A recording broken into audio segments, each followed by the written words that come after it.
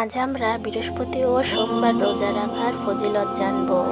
আল্লাহর নৈকট্য অর্জনের অন্যতম মাধ্যমে রোজা। রমজানের রোজা ছাড়াও প্রত্যেক সপ্তাহে বৃহস্পতি ও সোমবার দুদিন রোজা রাখার বিশেষ ফজিলত রয়েছে। রোজা আল্লাহর কাছে অনেক প্রিয় ইবাদত। এই ইবাদতের মাধ্যমে বান্দা আল্লাহর একান্তই দিদার লাভ করে।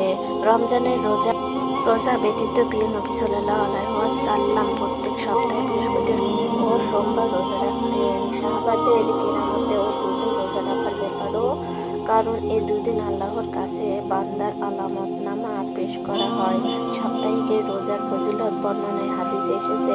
হযরত আবু হুরায়রা রাদিয়াল্লাহু সাল্লাম আনহু বর্ণনা করেন, রাসূলুল্লাহ আলাইহি ওয়াসাল্লাম বলেছেন, প্রতি বৃহস্পতিবার ও সোমবার আল্লাহ তাআলার কাছে বান্দার আমল পেশ করা হয়। সুতরাং আমার পছন্দ যে আমার আলম সমৃদ্ধ যেন রোজা রাখা।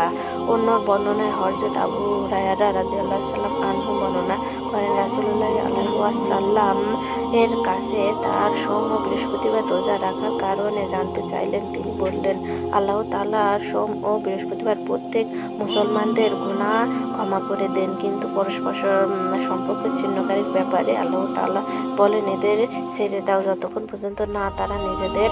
এছাড়াও রোজা রাখার 7টি ফজিলত রয়েছে। এক হচ্ছে আল্লাহ তাআলা সন্তুষ্ট অর্জন। হাদিসে কুদসিতে মহান রাব্বুল আলামিন বলেছেন, রোজার প্রতিদান। 2 রাসূলুল্লাহ সাল্লাম এর অনুসরণী ফজিলত। তিরমিজুন। 3 আল্লাহ তাআলার বান্দা থেকে জাহান্নামকে 100 বছরের দূরত্ব।